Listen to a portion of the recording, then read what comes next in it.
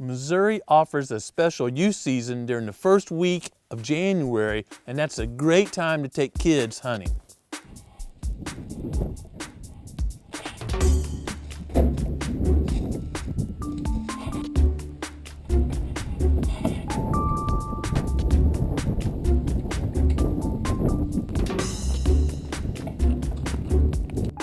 Seth's son Trace is 6 years old and he was excited to go on his first hunt. I know as a parent how exciting it can be to take your child deer hunting for the first time, but to capture it on film, that's really a special event. They set up in the blind early that afternoon with plenty of time for Trace to do his first interview.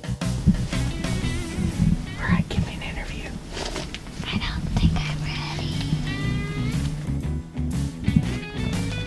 Are you gonna shoot a big doe or a big buck? Both. I shoot both.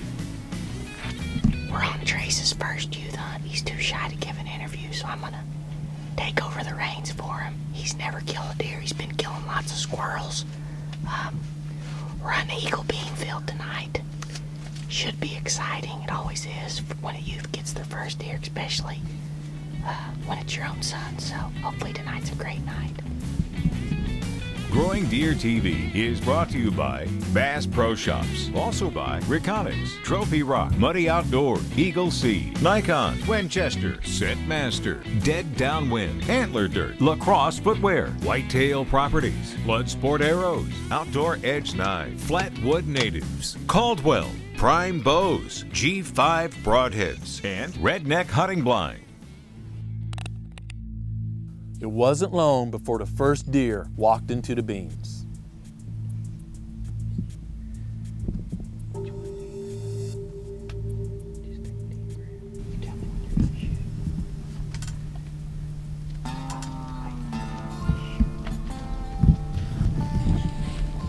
Unfortunately, they were hoping for a little bit different result.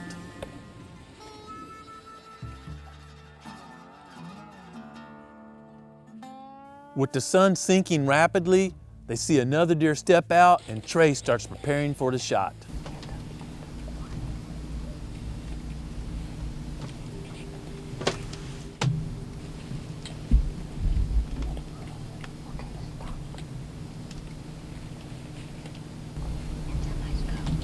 Put it right behind its shoulder and shoot.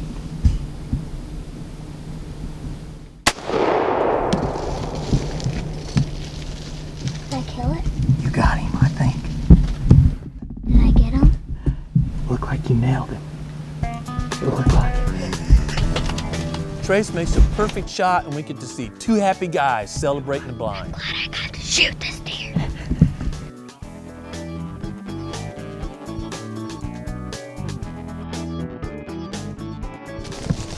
Here's some, Daddy. Right.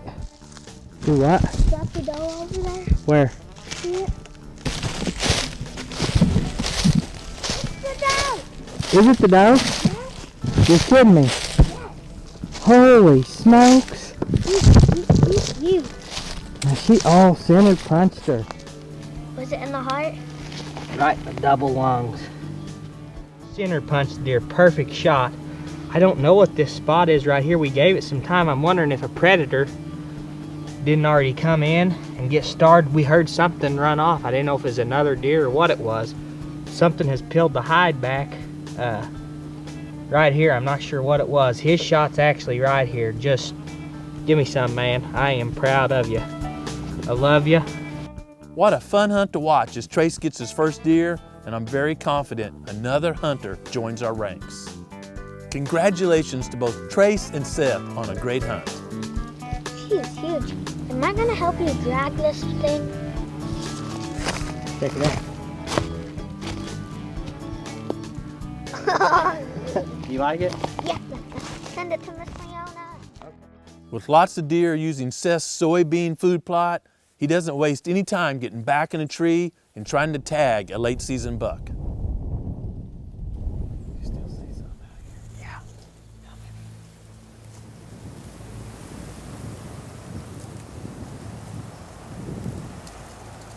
You see his tarsal stains? I don't figure.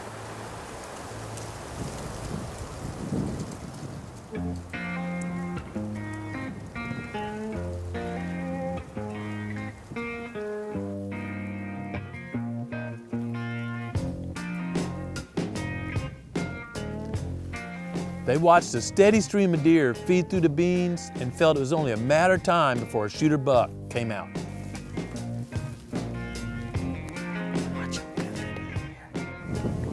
We're fixing to have a good one walk out right here.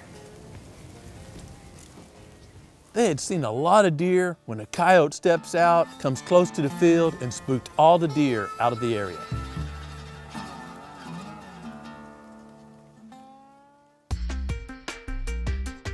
Two days later, the wind was out of south again, and Seth and Adam headed back to the same stand.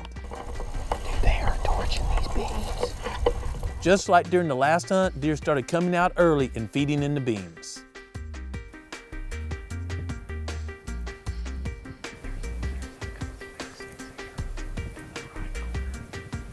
That's a little sexy.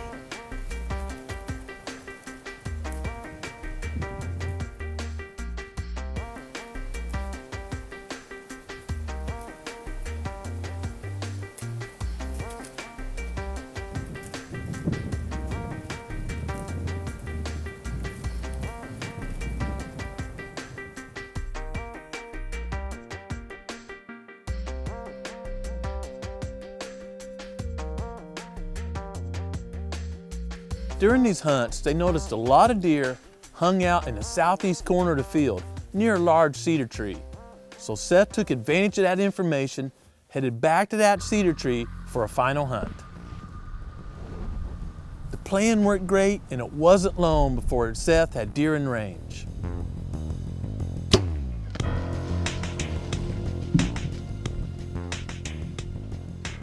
It wasn't long before another deer approached Seth's stand.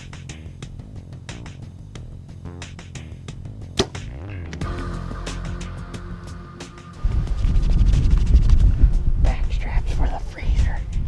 Cold. Tired of passing does. Holy cow.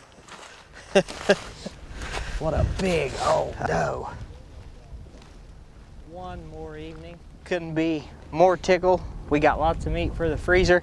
This is one of the oldest does that I've ever killed, probably deer that I've ever killed. There is absolutely no teeth. I mean 0 teeth in this deer. She doesn't have a tooth in her head. I hope her meat's good and tender, because that's what my wife told me before I came hunting. She needs some meat. I've been holding out for some bucks, but it's just getting down to the wire. I'm not going to have much more time to go, so we let 2 of the blood sports fly tonight. This one here was 42 yards, and this one here was right at 50. But they both found their mark, and we're taking deer home to mama. It was a great ending to another incredible season for Seth Harker, and it won't be long till he'll be chasing turkeys here in the Ozark Mountains.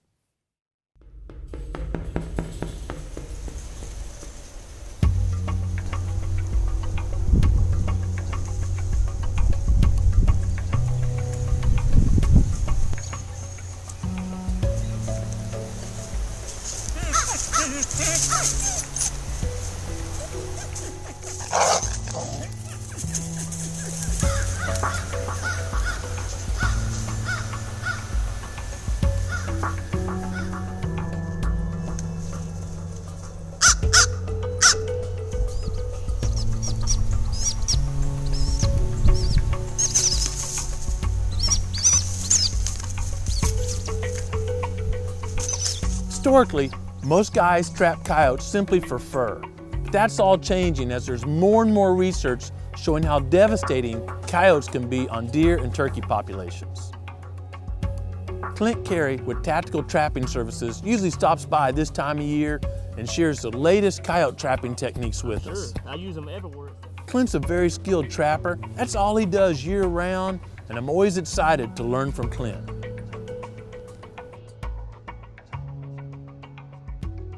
Mid-January, we've pulled our Duke number 4s out. We're fixing to start trapping coyotes here at the Proving Grounds. With any trapping, location is going to be your key, but especially with coyote trapping.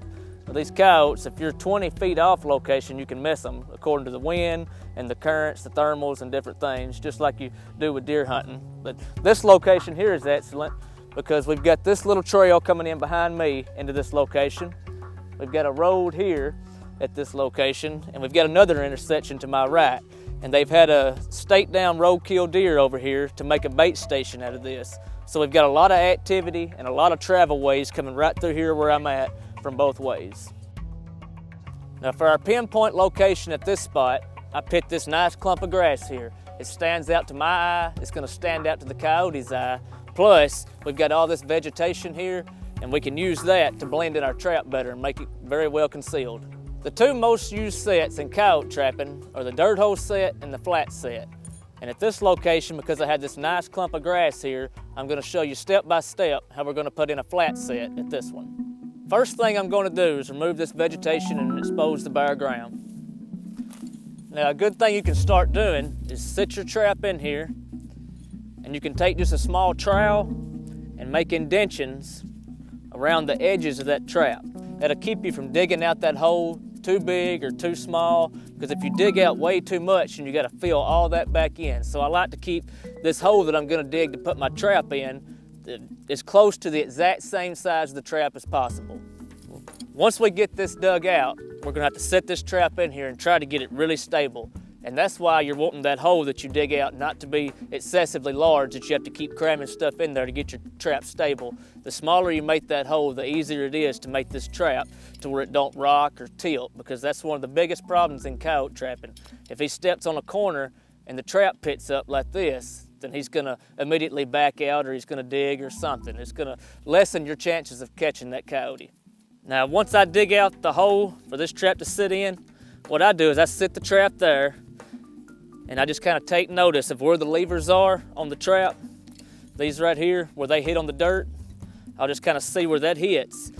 And then I'll take a trowel or my hammer and dig out for those levers, so you don't have to dig a hole the whole size of this to get that in. You want a hole about the size of this trap, and then notches for these levers to set in. There's various ways of doing this. What I like to do, if the dirt is diggable at all, is to dig out a notch now in this bed. It's gonna be about yay wide, and that's all I'm doing is digging out just a notch in it. And that is for my trap chain and everything to be up under this trap, so I don't have to disturb this whole area around it, dig out of place to put the chain. So I'm gonna stake this trap down up under it. Now, if you're coyote trapping and you're staking these down with rebar stakes, it don't seem like it, but if you stake him down with one stake, he's gonna pump that out of the ground and be gone. So what you need to do if you're coyote trapping and staking down is have one going one way and one going the other way. Cross stake them. And that's what we're about to do, but that's the way that you want them in the ground. That way, no matter which way he pulls, he's pulling against one of them.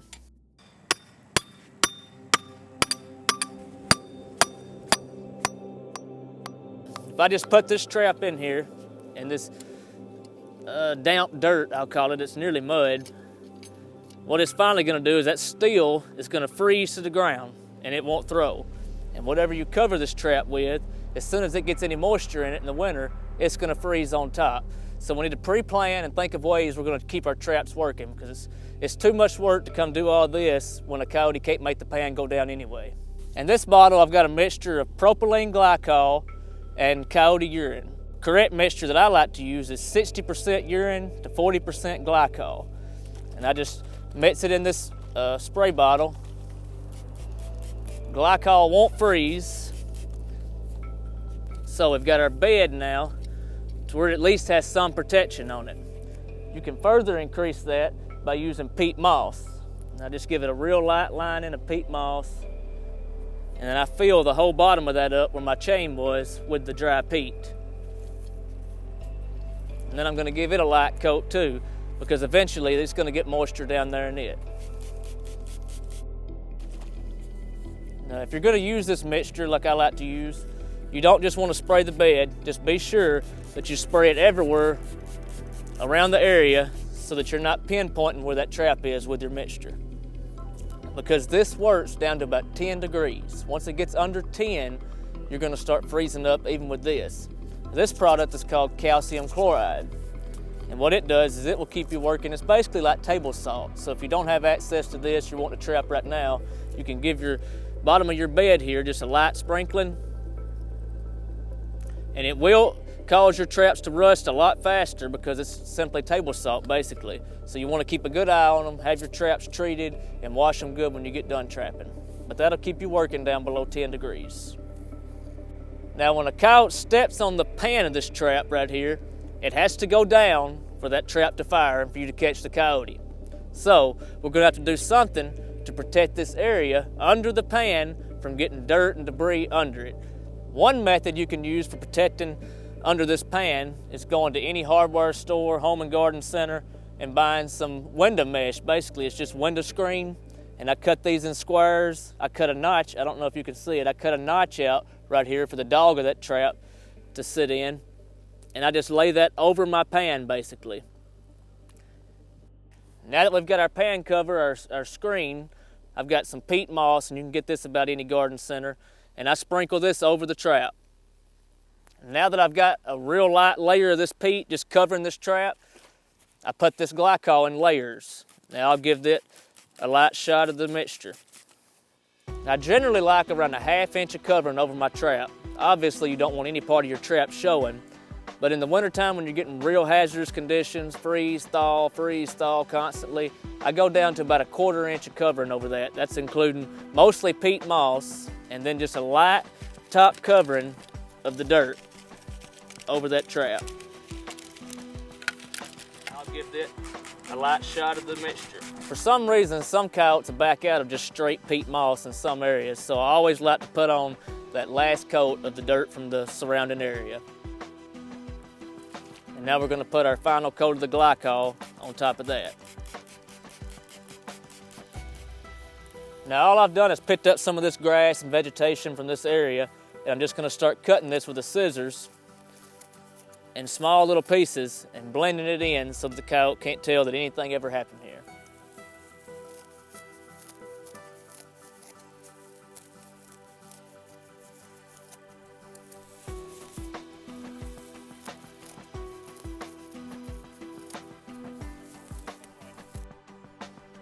Now that we've got our trap blended in, we're going to give it all one last coat of glycol so there's no place that's different around this area. Now I'm going to take this bone that I've collected and drive it in this grass clump. What that does is give this set some eye appeal. This is a flat set, not like a dirt hole, so they don't see anything here. But adding that bone gives a focal area for that coyote to look at as he approaches. Because if the wind is just a little bit off, you can miss your coyote without having anything here. Okay, we got this set completed. We've got our eye peel there with the bone that we put in the ground. The last thing we got to do is work on the sense of smell. So we're gonna put bait and lure. I always like at least 2 different scents coming from an area. So I'm gonna take a chunk of meat.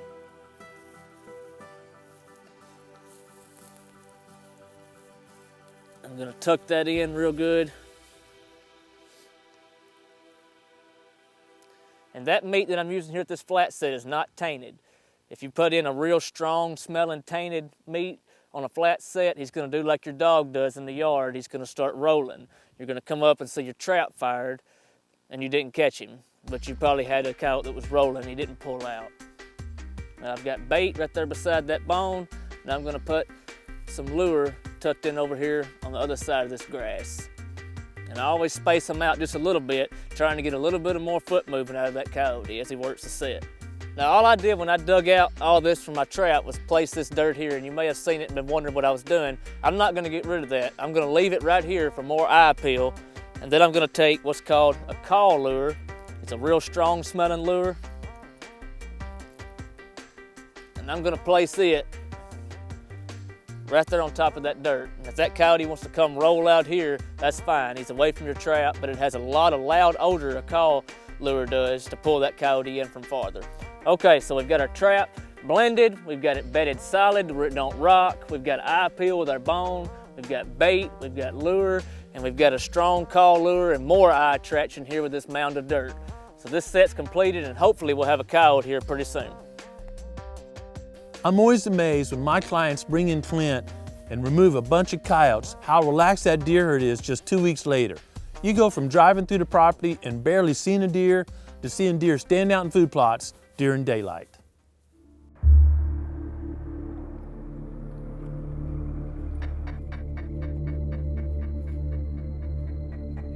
I had professional trapper Clint Carey come to the proving grounds and share some of his set techniques. We've trapped the proving grounds for several years in a row, so these adult coyotes have been around trapping before likely, and it takes a skilled trapper to catch these smart dogs. Trapping can be a very valuable wildlife management tool, in addition as a way to supply the pelt market with fine furs.